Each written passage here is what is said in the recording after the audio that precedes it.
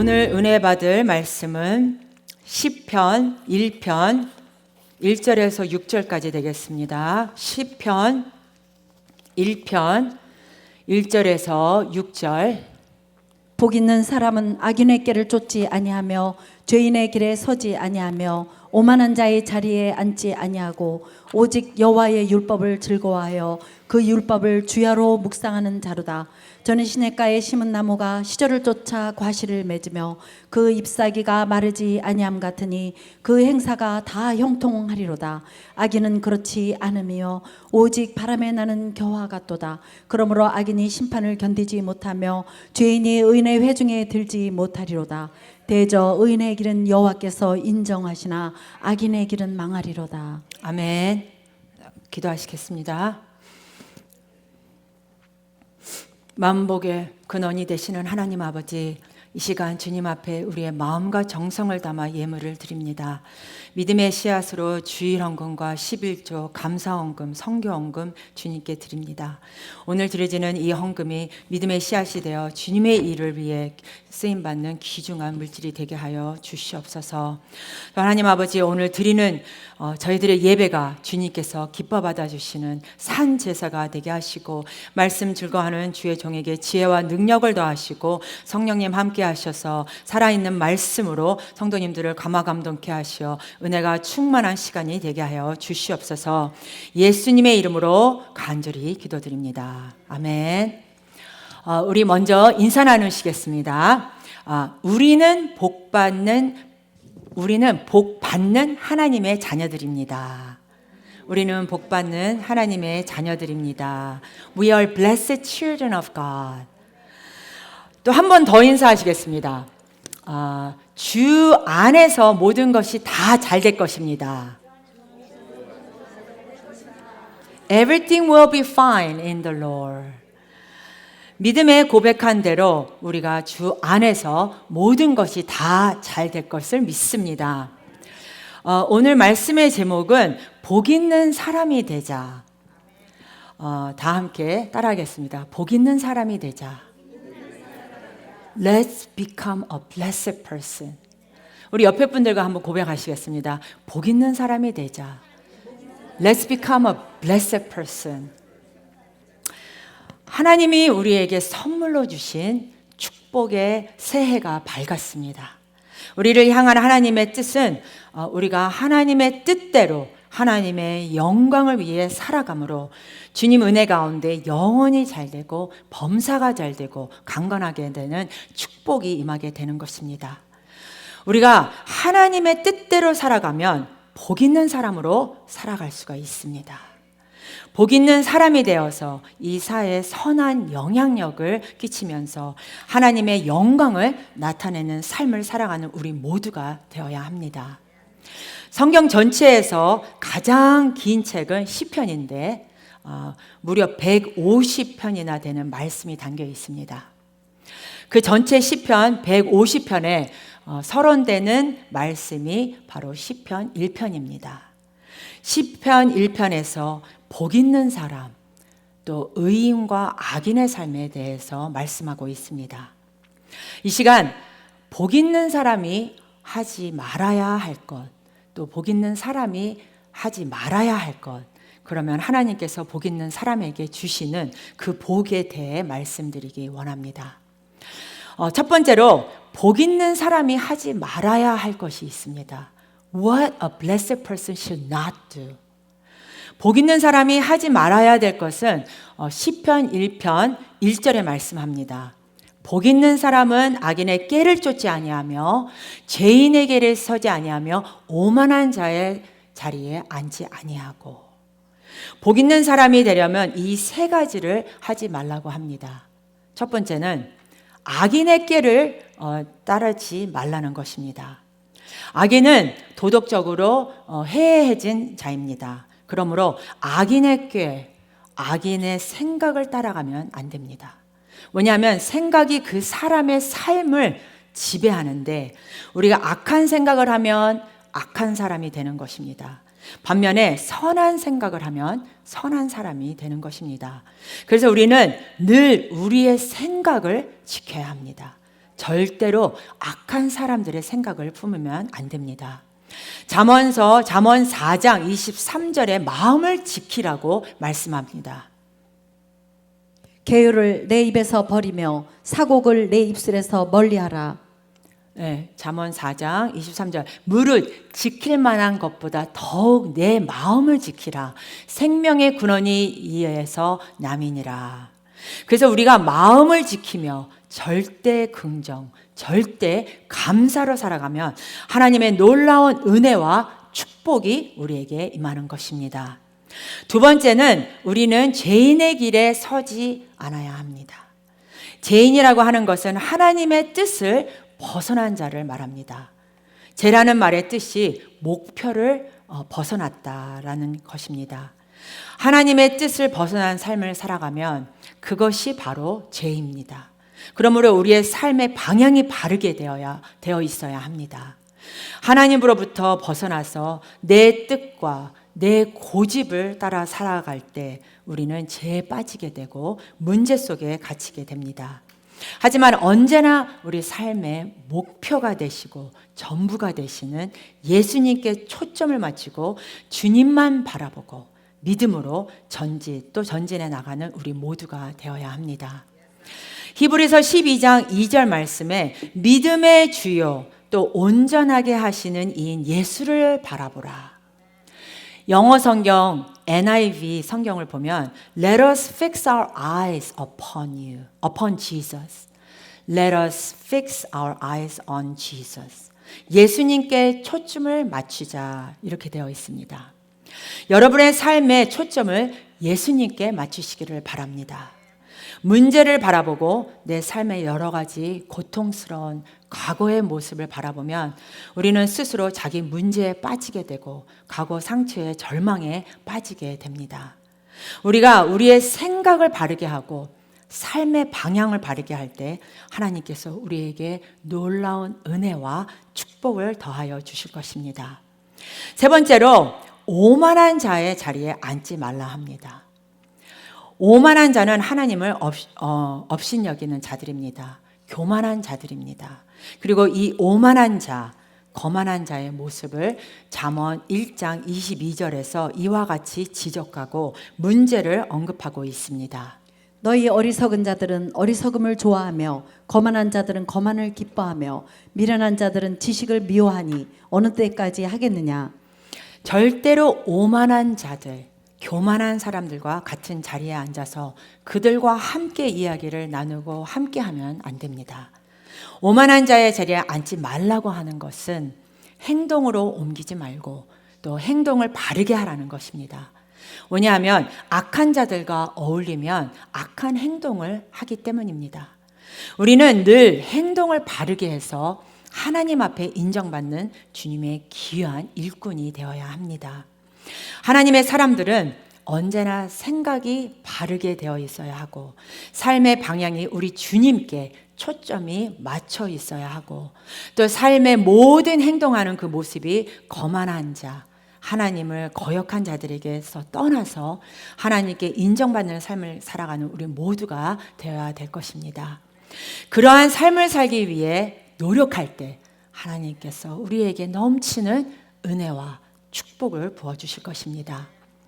여러분 꼭 기억하시기를 바랍니다. 올 한 해 복된 인생을 살기 위해서 절대로 악인들의 꾀를 따르지 아니하고 죄인들의 길에 서지 아니하고 오만한 자의 자리에 앉지 아니하고 오직 하나님 앞에 인정받고 하나님이 기뻐하시는 삶을 살아가는 여러분 모두가 되시기를 예수님의 이름으로 간절히 기원합니다. 두 번째로 복 있는 사람이 해야 할 것, What a blessed person should do. 아까는 하지 말아야 할 것, 이제는 해야 할 것이 무엇입니까? 시편 1편 2절은 이와 같이 말씀합니다. 오직 여호와의 율법을 즐거하며 그 율법을 주야로 묵상하는 자로다. 우리 다 같이 합동하시겠습니다. 오직 여호와의 율법을 즐거하여 그 율법을 주야로 묵상하는 자로다. 하나님 말씀을 즐거워하라고 말씀합니다. 여러분, 말씀이 기쁨이 되어야 됩니다. 말씀이 내 삶의 기쁨이 되고 내 삶의 모든 것이 되어야 합니다. 시편 112편 1절 말씀을 우리 다 같이 합독하시겠습니다. 할렐루야, 여호와를 경외하며 그 계명을 크게 즐거워하는 자는 복이 있도다. 아멘. 말씀이 기쁨이 되어야 합니다. 말씀이 읽을 때 내 마음이 기쁘고 내 마음의 염려, 근심이 떠나가고 말씀이 내 마음의 모든 상처를 치료하고 주님의 은혜와 평강을 가져다주는 축복의 말씀을 다가와야 합니다. 이 세상의 모든 것은 지나치게 하면 문제가 됩니다. 만나는 음식이 있다고 너무 많이 먹으면 배탈이 납니다. 또 반면에 너무 안 먹어도 또 몸이 허약해져서 이렇게 쓰러지게 됩니다. 신앙생활도 마찬가지입니다. 균형 있게 해야 합니다. 너무나 지나치게 금식하면 몸을 해하게 하고 문제가 생겨나는 것입니다. 그런데 아무리 강조해도 지나치지 않은 것이 있습니다. 바로 하나님의 말씀입니다. 말씀은 아무리 강조해도 우리에게 지나침이 없고 늘 풍성한 은혜를 가져옵니다. 두 번째로, 기본적으로 우리는 말씀을 주야로 묵상해야 합니다. 말씀을 읽고 묵상하며 암송하고 믿음으로 고백해야 합니다. 하나님의 사람들은 날마다 말씀과 동행하는 삶을 살아야 합니다. 시편 119편 97절을 우리 다 같이 합독하시겠습니다. 내가 주의 법을 어찌 그리 사랑하는지요, 내가 그것을 종일 묵상하나이다. 아멘. 우리 성도님들은 늘 말씀을 입으로 고백하고 또 고백하여 말씀에 있는 대로 따라 순종하며 살아가는 여러분 모두가 되시기를 바랍니다. 주의를 빠지지 않고 우리 열심히 나오시는 우리 성도님들은 기본적으로 하루에 성경을 6장, 7장씩 읽어서 1년에 성경을 2독은 하셔야 합니다. 말씀이 여러분에게 힘이 되고 능력이 되고 큰 은혜를 가져다 주기 때문입니다. 하버드 대학교 심신의학 메디컬 교수인 허버트 벤슨 박사는 하나님의 말씀을 읽고 살 때 어떤 유익이 오느냐를 20년 동안 연구를 해 이완 반응, The Relaxation Response 이라고 하는 책을 출간했습니다. 이 책에서 성경을 날마다 묵상하면 급한 성격이 고침받는다고 합니다. 말마다 묵상하면 신경쇠약, 두통, 이 외에 많은 질병을 고칠 수 있다고 말했습니다. 특별히 불면증을 치료하며 또 암 치료에도 도움이 된다고 5가지로 설명했습니다. 첫 번째로, 성경을 늘 읽고 묵상할 때 환자는 병에 대해서 근심하는 악순환에서 벗어나게 된다. 두 번째로, 병의 증세들이 느그러지기 시작한다. 또 세 번째는 완전히 나을 것이라고 믿음이 생겨나게 된다. 네 번째는 성경을 묵상하면 점점 병이 나아지고 나중에 병의 증세가 사라진다든지 또 병이 약해져서 일상생활에 불편함이 없게 된다는 것입니다. 참 놀라운 이렇게 발견을 이렇게 했는데 우리 성도님들은 꼭 이렇게 병을 고치려고만 성경을 읽는 것이 아니라 성경이 이렇게 기본적으로 우리에게 건강을 가져오고 또 우리 삶의 축복을 가져오기 때문에 하나님의 은혜 가운데 늘 말씀을 주야로 묵상하는 주님의 귀한 일꾼들이 되시기를 바랍니다. 그러므로 우리는 자나깨나 앉아있으나 서있으나 말씀을 읽고 묵상하고 입으로 고백하고 살아갈 때 하나님의 은혜가 임하는 것입니다. 하나님의 축복이 임하는 것입니다. 하나님의 능력이 여러분에게 나타나게 될 줄 믿습니다. 저희 성도님들은 작년부터 성경 통독을 시작했습니다. 이제 올 7월이면 성경 한독을 하게 됩니다. 너무 기대가 됩니다. 올해도 말씀 통독을 통해 하나님의 큰 축복을 받으시기를 바랍니다. 평생 신앙생활 하면서 성경을 한 번을 못 읽는 것이 얼마나 부끄러운 모습인지 모릅니다. 저는요, 평생 성경 한 번도 못 읽었어요. 이거는 자랑이 아닙니다. 이거는 부끄러운 것입니다. 여러분, 기본적으로 신구약 성경 66권을 날마다 주야로 묵상해서 영적으로 강건하고 믿음이 굳건히 서는 위대한 하나님의 사람이 다 되시기를 간절히 기원합니다. 세 번째로, 복 있는 사람에게 주시는 복입니다. Blessings given to a blessed person. 복 있는 사람에게 주시는 복. 복 있는 사람에게 주시는 복에 대해서 시편 1편 3절은 이와 같이 말씀합니다. 저는 시냇가에 심은 나무가 시절을 쫓아 가시를 맺으며 그 잎사귀가 마르지 암 같으니 그 행사가 다 형통하리로다. 말씀을 주야로 묵상하는 사람은 시냇가에 심겨진 나무같이 형통의 복을 받는다고 말씀했습니다. 여러분, 시냇가에 나무가 심겨지면 이 뿌리가 길게 강줄기에 닿아 있기 때문에 가뭄이 와도 잎슬이 늘 푸르고 때를 따라 열매를 맺게 되는 것입니다. 예레미야 17장 8절은 이렇게 설명합니다. 그는 물가에 심기운 나무가 그 뿌리를 강변에 뻗치고 더위가 올지라도 두려워 아니하며 그 잎이 청청하며 가무는 해도 걱정이 없고 결실이 그치지 아니함 같으리라. 우리 성도님들은 물가에 심기운 나무 같은 그러한 형통의 복을 받게 되기를 예수님의 이름으로 축복합니다. 여러분, 요셉은 그 형통의 복을 받은 사람입니다. 물가에 심기운 나무 같은 형태의 복을 받아서 그가 많은 환난과 어려움을 겪었지만 가는 곳마다 형통의 복이 임했습니다. 창세기 39장 3절과 23절 말씀입니다. 그 주인이 여호와께서 그와 함께 하심을 보며 또 여호와께서 그의 범사에 형통케 하심을 보았더라. 전 옥은 그의 손에 맡긴 것을 무엇이든지 돌아보지 아니하였으니 이는 여호와께서 요셉과 함께 하심이라. 여호와께서 그의 범사에 형통케 하셨더라. 노예로 팔려가도 형통하고 감옥에 가도 형통하고 결국 그는 애굽의 총리가 되어서 형통한 삶을 살게 되었습니다. 여러분, 날마다 말씀을 지켜 묵상하면 형통의 복이 임하게 되는 것입니다. 가나안 정복을 앞둔 여호수아에게 하나님이 말씀하셨습니다. 여호수아 1장 8절입니다. 이 율법 책을 내 입에서 떠나지 말게 하며 주야로 그것을 묵상하여 그 가운데 기록한 대로 다 지켜 행하라. 그리하면 내 길이 평탄하게 될 것이라. 내가 형통하리라. 내가 형통하리라. 우리 옆에 분들과 고백하겠습니다. 내가 형통하리라. 우리가 말씀대로 살아가면, 말씀의 사람이 되면 궁극적으로 우리는 형통의 삶을 살게 되고 하나님이 우리의 삶을 인정해 주시고 우리는 하나님 앞에 복받는 인생이 되는 것입니다. 그래서 시편 1편의 결론은 6절에 이와 같이 우리에게 말씀하고 있습니다. 대저 의인의 길은 여호와께서 인정하시나 악인의 길은 망하리로다.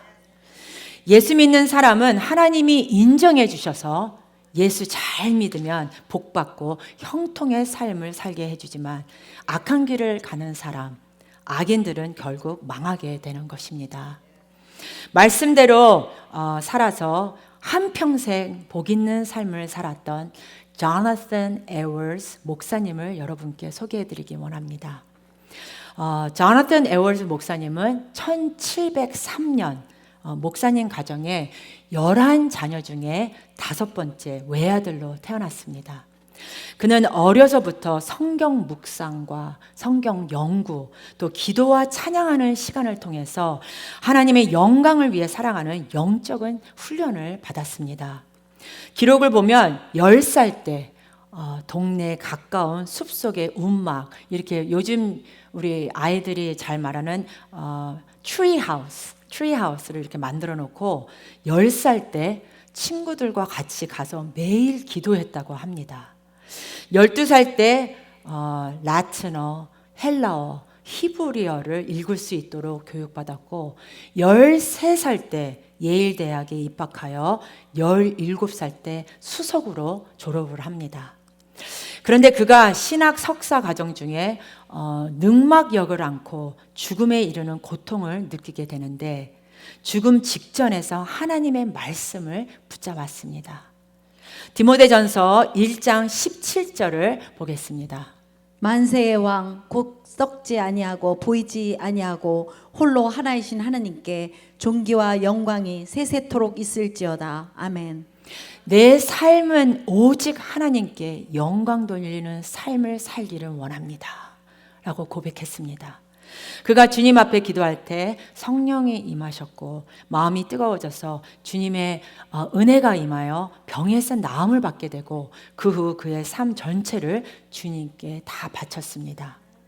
성경을 읽는 가운데 늘 하나님의 은혜가 충만했고 예수님의 모습을 담기 힘썼고 그가 매 순간마다 주님이 기뻐하시는 삶을 살기 위해서 하나님 앞에서 신앙의 결심 70가지를 적어서 매일 읽었다고 합니다. 그 70가지가 너무 길어서 제가 몇 가지만 여러분께 읽어드리기 원합니다. 나의 전생애 동안 하나님의 영광을 위한 것은 무엇이든지 하자. 그러나 하나님의 영광에 도움되는 것이 아니면 절대로 하지 말자. 만일 내가 그런 일을 피할 수 있다면 피하자. 그가 4번째 결심을 고백한 것은 하나님의 영광이 안 되는 것은 무조건 다 하지 말자는 것입니다. 5번째 이렇게 말합니다. 한순간의 시간도 절대로 낭비하지 말고 그 시간을 가능한 채도로 유익하게 사용하자. 분초를 아껴서 최선을 다하자. 그는 이렇게 믿음으로 고백해 놓고 70가지 결심을 매일같이 하나씩 읽으면서 기도하면서 그것을 지키기 위해 최선을 다했습니다. 그리고 56세 참 이른 나이에 세상을 떠났습니다. 1900년 미국의 교육가 엘버트 윈십이라는 분이 조나산 에워즈와 그 동시에 살았던 맥스 죽이라는 두 사람의 가문을 연구했습니다. 제가 이 가문을 보면서 너무 참 감동을 받았는데 조나산 에드워즈 그 목사님은 오로지 하나님을 잘 섬기는 사람이었고 맥스 주크스는 그렇지 않은 사람이었습니다. 맥스 주크스의 후손 5대에 걸친 후손 560여 명과 그 후손들과 혼인 관계를 맺은 160여 명을 포함하니까 1200명이었습니다. 그 가문의 사람을 조사해 봤더니 그 1200명이 300명은 유아 시절에 죽었고 440명은 나태하고 태폐한 생활로 몸이 망가져 병약하게 되어 살았으며 또 나머지는 거지와 범죄와 알코올 중독 또 살인자 그 외에도 많은 나쁜 일들을 이렇게 하는 그런 사람들만 있었습니다. 그리고 단 10명, 그 중에 10명이 진짜 기술을 배워서 이렇게 그 삶을 이어갔다고 합니다. 그런데 동시 시대에 살았던 우리 조나산 에워즈 목사님 가정은 그가 세상을 떠난 지 140여 년 지난 후 1490명의 그 가족을 조사해 보니까 대학 졸업자가 285명이고 그 중에 대학 총장, 교수, 의사, 목사, 신학자, 선교사, 변호사, 판사, 또 부대통령이 한 명이 계셨고요. 상원의원, 또 하원의원 이렇게 말할 수 없는 그 직분을 가진 사람들이 이렇게 있었습니다. 여러분, 이왕 예수를 믿으려면 이렇게 믿음의 과정을 이루시기를 바랍니다. 복받은 사람이 되셔서 자손 만대 큰 복이 임하게 되길 바랍니다. 동시시대에 살았던 사람이 하나님의 뜻대로 살았던 사람과 하나님 뜻대로 살지 않은 사람과 이렇게 천지 차이가 납니다. 한 가족은 다 잘되어 성공했지만 다른 한 가족은 다 잘못되었습니다. 여러분, 예수님 안에서 복받은 인생을 살아가게 되기를 바랍니다. 하나님의 말씀을 순종하는 자들이 되시기를 바랍니다. 하나님이 기뻐하신 일을 택하여 그 일을 행함으로 말미암아 영원히 잠dem같이 범사가 잘 되고 강건하게 되고 새 힘을 얻되 풍성한 은혜가 여러분 모두에게 충만히 임하길 간절히 기원합니다. 우리 성도님들은 제가 저번에도 간증했는데 페니 크로스비라는 그 분을 아십니다. 9,000편의 찬송을 지으신 분입니다. 그는 태어난 지 2살 만에 눈병이 들어서 약을 잘못 써서 눈이 멀었습니다. 그는 눈이 멀어 평생 앞을 보지 못했지만 영의 눈이 떠져서 95세까지 찬송가를 9,000편을 지었는데 그 중에 한 곡 우리가 함께 오늘 찬양하기를 원합니다. 찬송가 434장 나의 갈 길 다가도록 예수 인도하시네. 오늘 이 시간도 하나님이 함께 하시고 형통하게 하시는 축복이 우리 모두에게 임하기를 주님의 이름으로 축원합니다. 우리 다 함께 일어나셔서 이 찬양을 하시겠습니다.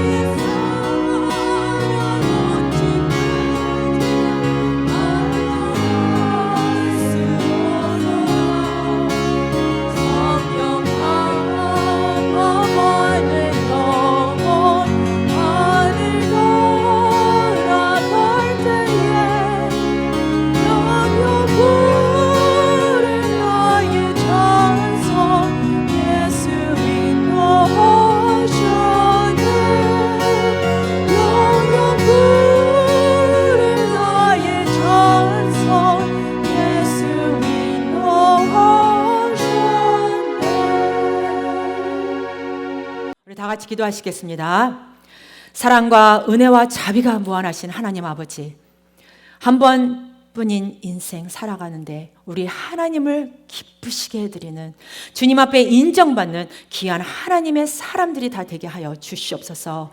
그와 같은 삶을 살아가기 위해서 악인의 꾀를 따르지 아니하고 죄인의 길에 서지 아니하고 오만한 자리에 앉지 않게 하여 주시옵소서. 늘 하나님의 말씀을 즐거워하며 주야로 묵상하며 시냇가에 심긴 나무의 형통한 복을 받는 저희 모두가 되게 하여 주시옵소서. 예수님의 이름으로 간절히 기도합니다. May the grace of the Lord Jesus Christ, the love of the Father, and the communion of the Holy Spirit be upon everyone who has decided to obey and follow you until the end. 지금은 우리 주 예수 그리스도의 은혜와 하나님 아버지의 무한하신 사랑과 성령의 위로 교통 인도하심이 이곳에 모인 성도님들에게 영원토록 함께 있을지어다. 아멘.